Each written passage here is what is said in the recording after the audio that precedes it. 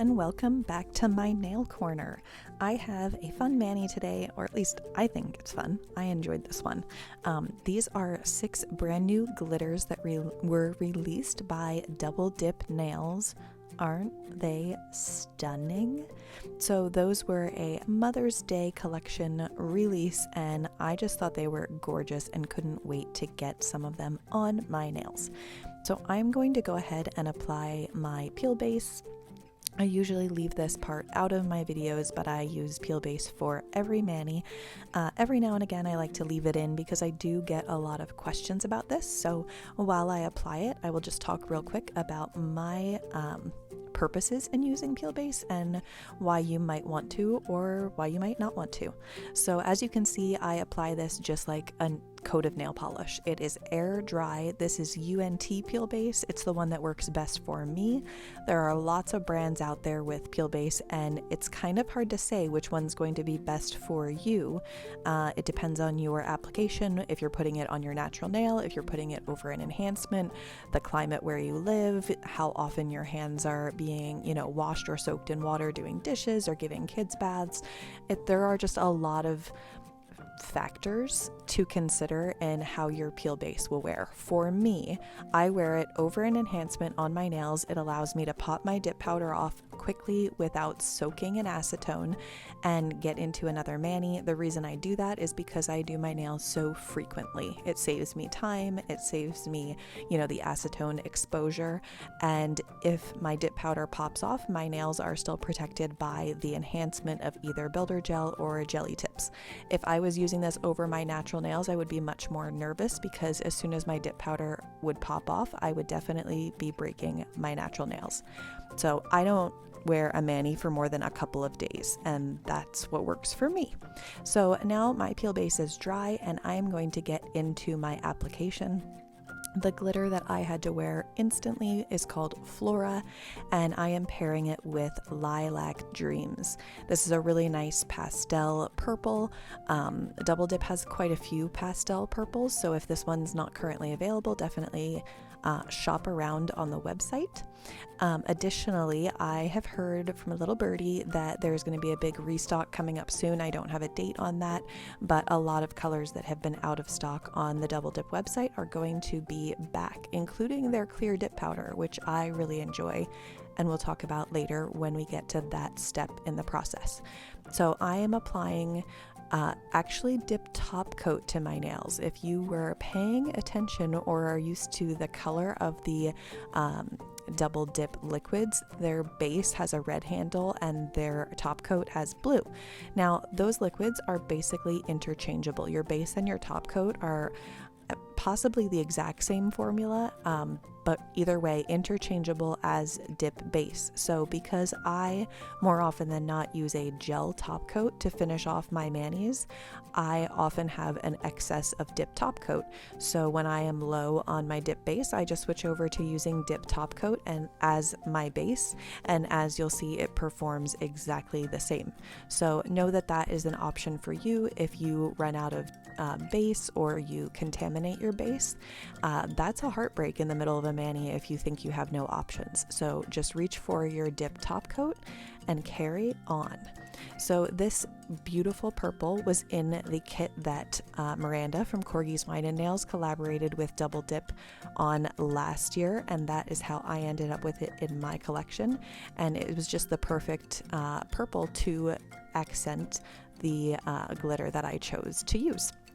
So now that we're getting into dipping, while I get in and do my second layer on these 2 solid nails, I wanted to catch you guys up a little bit. Life has been chaotic. I mean, for a good 6 months now, as you can tell by my sporadic uploads.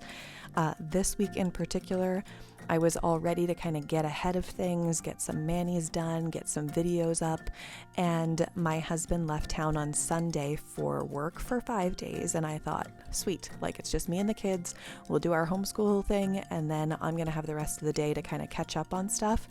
Well, Monday morning, I woke up to a knock on my door, my bedroom door at 4:45 in the morning, and my sweet 9-year-old son, I opened the door and he said, "Mom, I'm gonna throw up." And he did instantly and for the entire day. So my poor little guy got a nasty stomach flu on Monday morning. He couldn't keep anything down, like anything. And I was having him just sip a little bit of water or like ginger ale just to have something in his stomach, hoping that would be less painful when the time came for it to come up. But he just could not keep anything down all day Monday. He was so weak and so exhausted. And it was strange because there was like no fever with it, which I feel like there's usually a fever along with a stomach virus. But during that whole first day, no fever until it was like bedtime, and then he had a little bit of a fever. So he slept through that next night, and I was like, oh, good. Like usually stomach viruses are like 12 hours and you're done. But when he woke up the next morning, he still felt miserable. And the shift was that I couldn't get him to take any sips of any liquid. So I was really concerned. By the way, this glitter is probably at the top of my list now, like my fave from Double Dip. I know the limited edition Finding Dory was that for me last month. This is like Finding Dory's purple sister. So you'll see her in action as I dip into her right now. So anyway, day 2, my poor son, he just couldn't take anything. He was like, I can't even take a sip, Mom. I feel so sick. And if he like got up and moved at all, he felt instantly nauseous. He was so weak from not eating and from being so sick that like I had to carry him if he had to move anywhere. So he spent the day on the couch. He wouldn't even lift his head up. It was breaking my heart. And then when he wouldn't take liquids, I was really concerned. So I gave a call to the doctor's office and said, like, what am I looking for here? At what point am I like going to the ER? And fortunately, in the time frame that I was kind of waiting for a nurse to call me back, I asked my dad, who lives nearby, to run and pick up some popsicles in hope to tempt my son to just try anything. And he was able to keep a popsicle down, and the sugar from that just like perked him up enough that I saw like him start to talk a bit more and like hold his head up. And it wasn't anything magical in the popsicle except that he was able to keep it down, and he kind of turned the corner after that. And so he's still like, now this is Thursday as I'm recording this, he's still not eating his normal foods. He's still, like, I told him to listen to his body, and if you start eating something and you don't feel right, then just hold off. You have like an injured stomach from something like that. So he's still recovering, but we've spent the whole week here just like surviving, not thriving, not catching up on things, just surviving. So I'm really grateful that my dad is nearby and was willing to run and do that for me, because I've just been stuck here at the house with the kids and praying that myself and my daughter do not catch that virus. And so far so good. We've been totally fine. And my husband comes home tonight. So we're in for a nice weekend, I'm hoping, of like health and relaxation and just kind of catching up as a family. So I'm really looking forward to that. But man, you guys, life just hasn't let up. My kids caught a cold on a play date on April 1st, and it is now the 28th, and they've not been healthy yet this month, like fully healthy. They traded a cold back and forth, and now this stomach bug, and I'm just ready for May. Like, bring on May, bring on June. I'm ready for summer and hopefully some health with it. Okay, so now you've seen my my full glitter nail, there's nothing plain about it, application, and we're going to get into a little bit of ombre action. So this is going to be an ombre with a solid and a glitter, and so I'm just going to show you how I go about that process. So same brush you see me always use. These are Wet n Wild eyeshadow applicating brushes. They're available on Amazon. They should be linked in my storefront down below, and they're like under $1, and I've had these for years. I just get all of the pigment or glitter off of them with my color switch in between uses and pop them right back where I keep them in a jar. So good investment for $1. They last forever. And so I go ahead and just dip them into the powder and then into the glitter, and then sprinkle that onto the nail where I want it. So with an ombre, my nail's mostly level, but if I'm wanting it to kind of cascade towards the tip of the nail, you just want to angle your nail down a little bit, and that's going to help. But the closer you hold the brush to the nail, the more control you have over where your powder or your glitter is going to fall. So keep that in mind. If you want it to be like a little more sporadic, just bring the brush up away from the nail a little bit, and then it's going to fall a little bit more loosely. So I'm going to go ahead and do the first layer on the same way on both nails, and then when I go in for my second layer, I'm going to reverse. So do the glitter first and then the solid on the tip. And the reason I do it in that particular layer, or I don't know, sequence, is because the second layer, when the base is fresh on my nail, I'm going to do the glitter first, which is going to allow a little bit more of the glitter to stick further towards the tip of my nail. Does that make sense?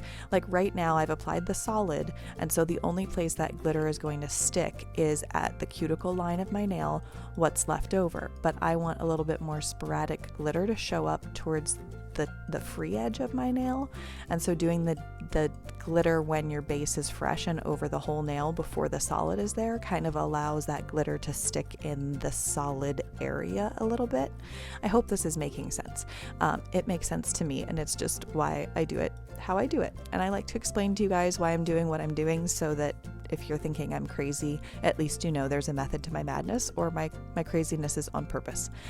Do make sure when you're doing it this way, the glitter first, that you don't hang that finger over your solid to sprinkle on the solid, because then your glitter could fall off the side of your finger there and contaminate your solid color. So I just do it over top of the paper towel there. There's not that much excess that falls off, and then you just want to let it kind of set for a second before you dust it off with a brush, just to let it absorb into your liquid. So that's what I'm going in to do on my ring finger as well. And then I'm going to individually place some glitters. I will leave some of that in here for you to see. I like to use an orange wood stick when I'm placing the individual glitters, because then I don't get like a lot of liquid stuck to my precision tool. So keep that in mind. But as you saw earlier, if you do get base stuck to your precision tool, you can just use a nail file and just kind of file that off. It's a really nice feature of these precision tools, is that they're super easy to clean up and reusable. So keep that in mind when placing glitters. If you're going to use your precision tool, you'll want to clean up the, it's basically super glue, your dip base, off of it before it gets all gunked up, and then it won't be as precise, which would defeat the purpose of a precision tool. So anyway, I'm going to place some glitters here, and then I will pop back in to talk to you about clear dip powder.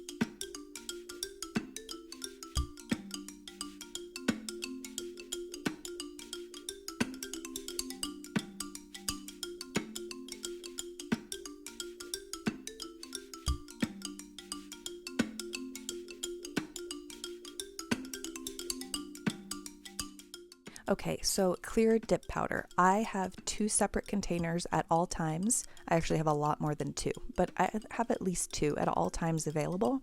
One is kept only for my solid nails. That way, when I dip into it, there's no cross-contaminating, no glitter stuck in it. So that purple nail, it's gonna stay that way. It's not gonna have a glitter speck in the middle of it, and I can feel confident of that.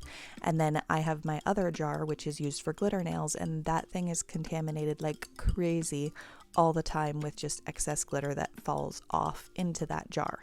But I don't have to worry about it, because it's just going to go on a glitter nail and I'm just never going to notice. Now, the tricky part is when you have an ombre nail like I have here, right? Like it's half glitter, but it's also half solid. So it's worth the risk. I just still go with my glitter jar for that and hope that my solid part of the nail stays free from contamination. But since it's an ombre, like if a piece of glitter or something shows up on the solid end, like no big deal, because that's the whole point of an ombre, is it's a blend from your glitter portion to the solid. So I really like clear for a lot of reasons. It's going to protect these glitters when I file and buff, so I don't buff into the glitters, because that purple glitter would get cut into and it's going to be silver on the inside, and so it's going to change the whole appearance of that glitter. So clear is going to protect it from that. It's going to protect my ombre to stay just how I made it, not like buffing off any of the glitters or anything like that. And additionally, it's going to keep my activator super clear. So my activator never gets contaminated with glitter or pigment. It's not turning pink or red or anything like that. And it doesn't have chunks of glitter in it floating around, again, that are at risk of contaminating one of my solid nails, because my activator will only come in contact with clear dip powder. I keep a separate activator that I use when I'm doing swatches, because I do not clear encapsulate my swatches, but that's definitely like an added benefit in my opinion to capping in clear. Clear is also the strongest of the acrylics you're putting on your nails, because the other colors or glitters are the strength of the acrylic is reduced by putting glitters in it or putting like pigment into the clear dip powder. And so that's just adding like more strength to your nail, which is especially nice if you're not wearing an already enhancement like jelly tips or builder gel over your natural nail. So keep those things in mind if you are somebody who does not clear encapsulate. Those are the reasons that I do, and that's why I recommend it. So keep it in mind and try it if you want to. And then as that activator is curing my clear dip powder, it's hardening, I like to press down on those glitter nails just to make sure that anything that is sticking up is just really nice and flush, and it just helps reduce the amount of filing that I'm going to have to do on those chunky nails. So I've gone ahead and filed and buffed off camera, and I could not love that glitter more. I just think it's so pretty. I think that the purple with like the teal accents in it are just gorgeous, and I could have worn this color for a very long time. And I love an ombre, so it was happy all around for me. So I'm going in with my double dip base coat. As you saw, the brand on it says Bellavina, which is a like sister brand of double dip, and it's sold on the double dip website. I should mention all of the things on the double dip website are available to purchase with my Kate25 code. So Kate25 will get you 25% off on the double dip website, and I do make a small commission from those purchases at no added expense to you, but it helps me. It helps promote me to continue buying products and producing YouTube content and so on and so forth. So I appreciate when you guys use that, and it feels really nice to just get that kind of support from you guys. It makes me know you've seen my content and heard about my code and used it, and I appreciate that. Currently, if you use KW Mystery to purchase one of the mystery boxes on the Double Dip website, you can add a set of dip liquids to your cart, and they will be free with the code KW Mystery. And I will put all these codes in the discount code, or the discount code, in the description box below, so that you don't have to remember them as I'm talking. Another one that is still active, I believe, I'll double check it and it'll be in the box, but Kate50 will save you 50% off of the Double Dip e-file. I have had mine for a year and a half now, and it just runs like it did the first day. I use it constantly and it does a great job. I also have some of the carbide bits from Double Dip's website, and they are fantastic as well. So if you are somebody who likes a good e-file, definitely check that out while you are shopping.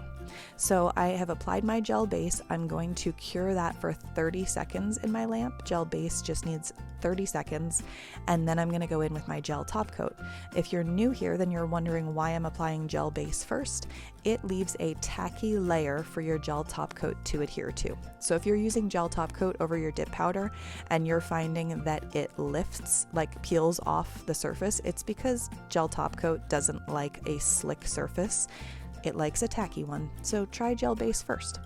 So now we're done, and I am going to go ahead and hydrate my cuticles, as I always do after a mani and all day every day, with my Candi Skincare Cuticle Oil. If you have not checked out Candi Skincare yet, please do. I love their products, their whipped oil, their body butter, their cuticle oils, their hair oil. I have like so many of their products and love it so much, and I have a discount code for them in the description box as well. So I hope you guys enjoyed this. I hope you have a great weekend ahead, and I will see you in my next vid. Bye now.